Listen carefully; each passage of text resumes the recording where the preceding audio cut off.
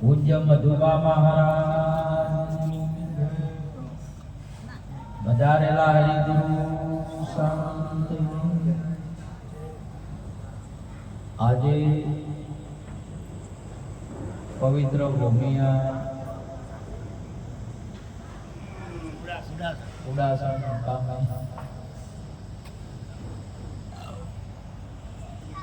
મહારાજની આ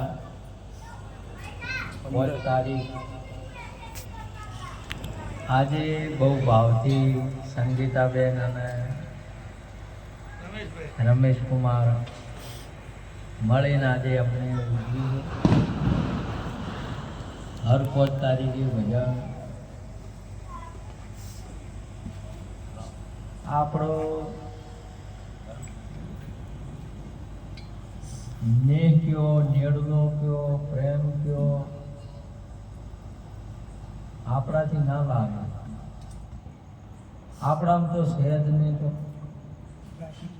આ સદગુરુ પ્રગટ કરે. આપણા સંત કોઈ આપણને આવો રંગ લગાડી દે. આપણને બધાને આ ડાયરો મહારાજે એવું લગાડ્યું છે ને, એવો પ્રેમ લગાડ્યો, એવું ભજન પ્રગટ કર્યું, એવું લગાડ્યું છે ને તમે જોવો તો જે આપણે વર્ણન કરીએ તો વર્ણનમાં ના આવે એવી બાબત છે. આપણો લાગે નહીં, આપણામાં પ્રગટ કરે મહાપુરુષ. દયારામ મહારાજ એટલે સંત. દયારામ મહારાજ કયો તો એક હરિનું રૂપ કહેવાય. આપણે એનાથી જુદા નથી. આપણું સ્વરૂપ કોઈનાથી જુદું નથી. આપણા ગુરુ મહારાજનો અનુભવ એકત્વ એક તત્વના રૂપમાં લાયેલું છે. પરંતુ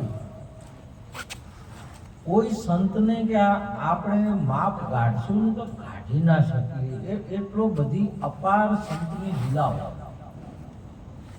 જે વેદ શાસ્ત્રોની અંદરમાં રામલીલા કહી, કૃષ્ણની લીલા કહી, અને બધી લીલાઓની અંદરમાં સંતની એક લીલા.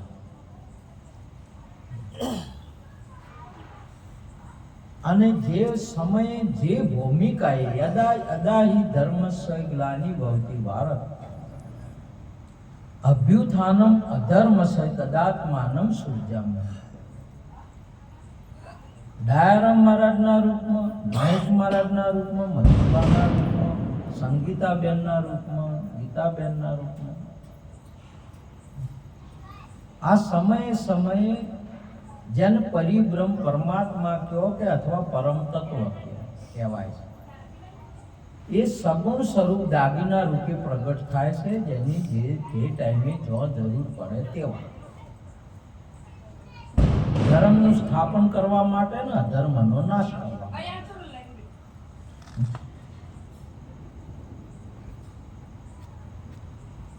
એવું નહીં કે એક જ જગ્યા, હરેક જગ્યાએ ને હરેક વસ્તુ, હરેક આ તો હર હર મહાદેવ, હર હર હર હર હર મહાદેવ, હર હર. કોઈ એવી બાબત નહીં કે કોઈ એવી વસ્તુ નહીં જે મહાદેવ ના. પરંતુ આ ભૂમિકાએ જે સંતનું પ્રાગટ્ય છું એ તો એટલું જેને સંત પૂર્ણ મુદમ ને પૂર્ણમ જે કહેવાય છે, મને એ શ્લોકને આવડતા નથી લોકો કે બરોબર, પણ ઘણાને અધૂરું કામ રહી જાય જગતની અંદરમાં. કાર્ય કરવા માટે બ્રહ્મ જ પ્રાગટ્ય રૂપ થાય છે, છતાં અમુક જગ્યાએ અધૂરાશ રહી જાય. પરંતુ અહીંયા પૂર્ણતા જે સંતનું કામ. સંતને એક સવાદાસ બાપુ એક વર્ણન કર્યું છે કે સંતનો એક મહત્વનો એક મુદ્દો એવો છે કે આખા ઘરનો એક હોય રાગ. આખા ઘરનો એક રાગ કરી નાખે, એક જ તત્વ કરી નાખે. તો અહીંયા આ તો એક બાબત. અહીંયા ઘરનામાં તો મધુબા આ તો બધા એક અંગ છે એમનું. પરંતુ નિરોધ નહીં, કબીર કે જેટલી સંપ્રદાય હોય ને એનું એક અંગ કર્યું આ પુરુષે, એક તત્વ કર્યું. એવું કામ કર્યું. ઘરનું તો કર્યું, ઘરમાં તો ભજન પ્રગટ કર્યું ભજન, પણ એક જ મંચ ઉપર એક જ જે આપણા ગુરુ મહારાજે ઉદ્દેશમાં એક જ તત્વ કર્યું બધાય, અણુ મેરું નહીં, કીડીથી કુંજર લઈને એક તત્વ કર્યું. એવું પ્રત્યક્ષ પ્રગટ શબ્દ મિલાવા હો રહ્યા, દેહ મિલાવા નહીં. શબ્દથી તમે એકરૂપ થઈ શકો, દેહથી એકરૂપ ન થઈ શકો. પરંતુ જે અસંભવને સંભવ કર્યું, દેહ સહિત તમામને એક મંચ ઉપરના હરેકના હૃદયની અંદરમાં જ્ઞાન તો હતું, પણ પ્રેમ પ્રગટ કર્યું. બધા પ્રેમ શું કહેવાય, સેવા શું કહેવાય સંતની? એ આના પહેલા એક સેવાનું કામ કૃષ્ણજીએ સમજાવ્યું હતું. જે રાજસુ યજ્ઞની અંદરમાં સેવા કેમ કરાય, કેવી રીતે કરવી, એ યજ્ઞ કર્યો તો મોટો. એમાં એમને પતરાણો ઉપાડીને અને આખી દુનિયાને સમજાયું કે સેવા કેમ કરાય, કેવી રીતે કરાય. એ ફરી આજે આપણે અહીંયા આ સંતે આપણને સેવા સંતોમાં કેમ રહેવાય, સંતોમાં કેવું માલાય, એ આપણને શીખવાડ્યું. એક પરમ તત્વ છે, આ કોઈ કોમ ના કરી શકે. આપણે માણસ માનીએ એ આપણી ભૂલ છે, આપણે વ્યક્તિ માનીએ એ આપણી ભૂલ છે. કંસ મથુરાની અંદરમાં ભગવાન જ્યારે કામ કરતા હતા ને, એક કામ કરે જતા હતા, છતાં એને ભોન નથી થતી. એક ડુંગર તોડ્યો, એકતાનો તછલી ઓગળી, ગોવર્ધન તોડ્યો અને 100 પાણી ના પડવાની વરસાદ, છતાં એને એમ થોડી એમ થયું કે માણસ આવું કામ ન કરી શકે. ભગવાનને નક્કી કરતા કરતા એને બધા નક્કી કરવા કે માણસનું આવું કામ ન હોય. કાળી ધરામથી કમળનો ભોર લાયા અને ધરાથી શેષને છૂટો કર્યો. આવું કામ માણસ ન કરી શકે. છતાંય કંસ આવા કામ કરે એટલે એના કામોથી એને ભગવાન નક્કી કર્યો કે ના, હવે અવતાર થઈ ચૂક્યો, ના ભગવાન છે. આના બધા ક્ષેત્રોની અંદરમાંથી ક્ષેત્રજ્ઞ લઈને એક રૂપ કર્યા. આવું કામ માણસ ન કરી શકે, આ વ્યક્તિ નહીં કોઈ. આ સંત કે આ પરમ તત્વ જેને પરમાત્મા કહેવાય, એનું અંગ આપણા જોતાની અંદરમાં. હવે બધા આખા બધા ગોકુળવાસીઓ બધા રમવામાં જમવામાં એમ કરે ને એમાં રાસમાં રહી જાય. પછી ગયા પછી ખબર પડી કે કોણ તો હજી એ બોલાવે છે, પણ માને તો મનાવી લેજો રે એવો જાજી મારવાલાને વઢીને કેજો. એકવાર ગોકુળ આવો, માતાજીના મોઢે થાવો, આ ગાયોને સંભાળી જાવો રે એવો જાજી એમ મારવાલાને હે વઢીને કેજો. એક વાર નહીં, આ હંમેશા યુગે યુગે ને હરેક સમય આ પરમ તત્વ એવું કામ કરે છે. જ્યારે આપણી સમક્ષ હોય ત્યારે બાપ આપણે ઓળખવામાં બધા ભૂલ થઈ ગયો, એટલી બધી ભૂલ થઈ જાય છે, આપણે નથી ઓળખી શકતા. આવું તત્વ છે. અને પછી ગોકુળમાંથી નીકળ્યા, મથુરામાંથી નીકળ્યો અને જ્યારે બેટ દ્વારકાથી એ બેટ દ્વારકામાં જ્યારે શબ્દના પર જતો રહ્યો, ત્યારે લોકોને ખબર પડી કે ઓહો, આ તત્વ હવે શેનું ફેર આવે, શેનું ફરી આવે. અને આપણા ગુરુ મહારાજે આ તમારો બોલણ વાળો મોય બોલે કે બારે બોલે સંગીતાબેન?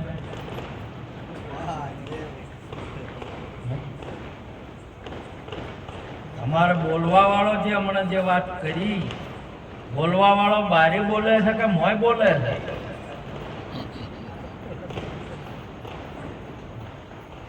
બારણ બેઠો ભીતર બોલે ખરી ખબર કરો ભાઈ, એ પુરુષની કરી લ્યો ખોજના હે બારો કે મોય ગુરુજી આપ મળે ને તમે કહેજો. આ બોલે ને એ એકવાર હવે પેલો મોય હતો, શામાં હતો? મોય હતો. અને ગુરુ મહારાજે એને કાઢ્યો બહાર. બોલે છે કે નહીં બોલતો બાર?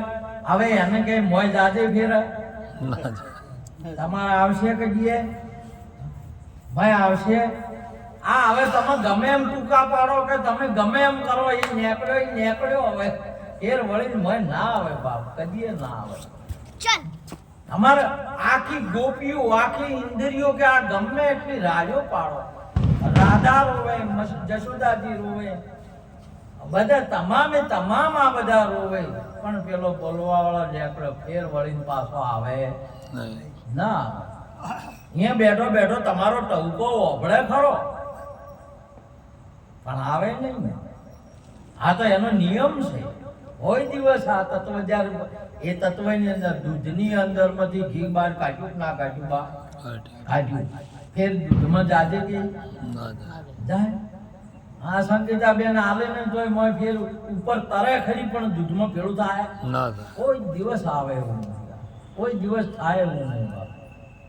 અને આવા તત્વને આપણે ઓળખતા ઓળખતા આપણે રામ કૃષ્ણ કે બુદ્ધ મહાવીર નિરોધ કે કબીર કે ડાયારામ કે મણિરામ બાપુ કે સોમારામ કે હાલ તમે રહ્યા, આ તત્વને ઓળખતા ઓળખતા આ તત્વનો લાભ લેતા લેતા દુનિયાની અંદરમાં વેદો શાસ્ત્રો ગોપીઓ ભક્તો બધા થાકી જાય. આવું આ તત્વ છે જેને વર્ણન થઈ શકતું નહીં, કેવળ આનો લાભ લેવડા. તમે જોયું હમણાં ઠાકોરરામ બાપુ અહીંયા પોણત કરતા હતા. પોણત કરતા કરતા હજે હવારમાં હોજના હુઈ ગયા ને હવારમાં જાજા ને તો જેઠે હાફ ફરતો હતો. સાપ ફરતો હતો, સાપ હતો નીકળે કોસળી ઉતારી ગયો. એનું ઉપરથી ઉતારે એનું શું કહેવાય? કોસળી ઉતારી.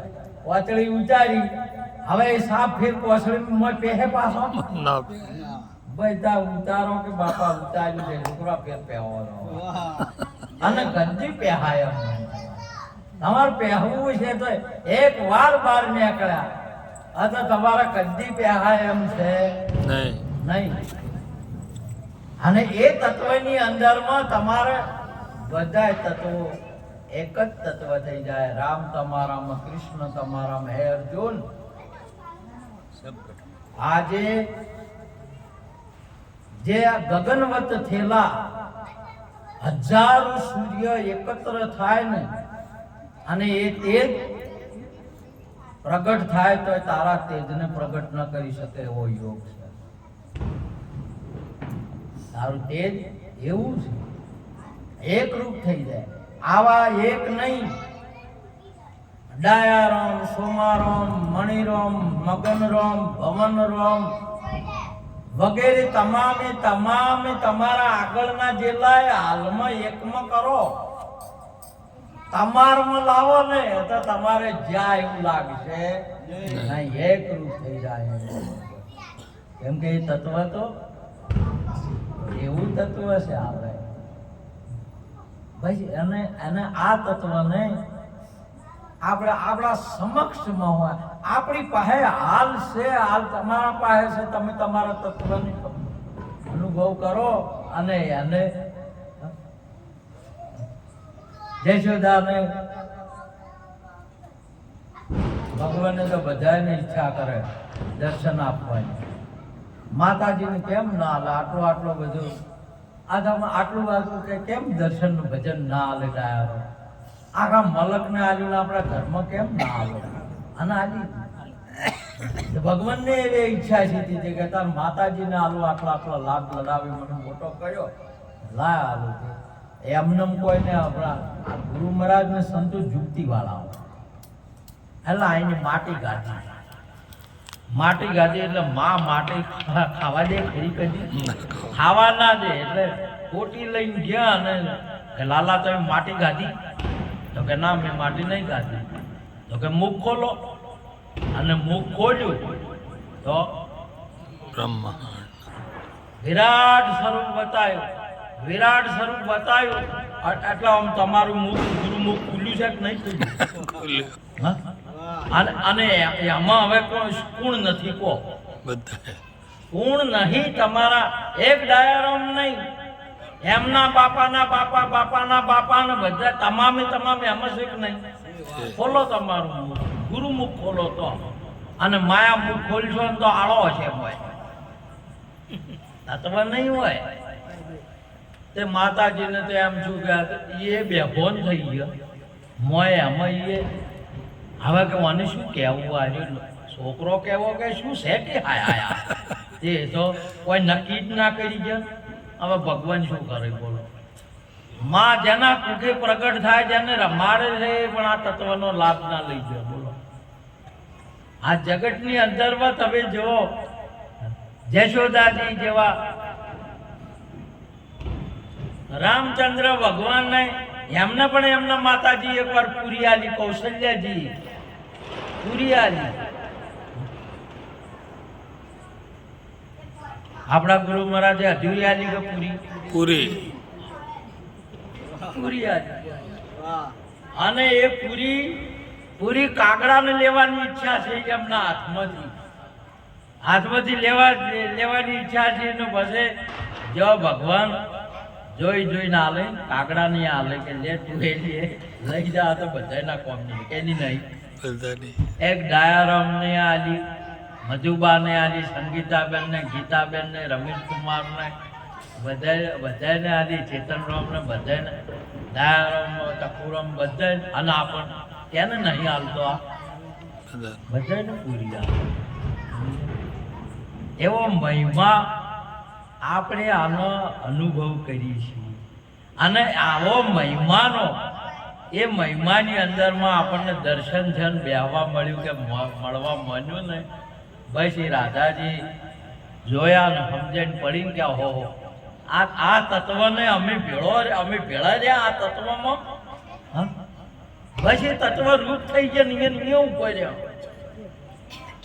જોય નહીં તમને ગુરુ મહારાજે ના તત્વનું દર્શન આપ્યું નિયમ ઉભા રહો હવે ખાઓ એવા નહીં આવો એવા નહીં જાઓ એવા નહીં વધો એવા નહીં ઘટો એવા નહીં જાડવા નહીં તો પતળા નહીં તો કે નેના નહીં તો કે મોટા નહીં તો એ નિયમ ઉભા રાધાજી એ નિયમ ઉભા ગુરુ મોહબ્બતરામ પૂરા ગુરુ મળ્યા ગુરુ રાખે એમ રહેવું ગુરુ મહારાજ રાશા એ રહો તમે તમામ બાબત એ તત્વની અંદરમાં ગુરુમુખ ખોલો તમામ બધા એની અંદરમાં આવશે ખાલી તમે સમજી શકશો સાકર મેલીને ગુરુમુખમાં સાકર વગાડે અને વગાડો આ વગાડો તો એટલે